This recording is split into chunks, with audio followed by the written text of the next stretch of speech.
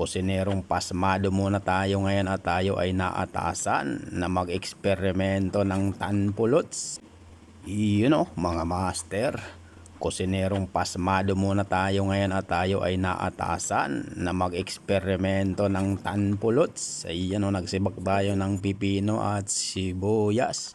Pagkatapos yung leftover na grilled pork, sinibak-sibak natin ng kaunti sabay malalaking sili at pagkatapos naghagilap tayo ng suka. Ang kaso nakita natin ay vinegar, no choice.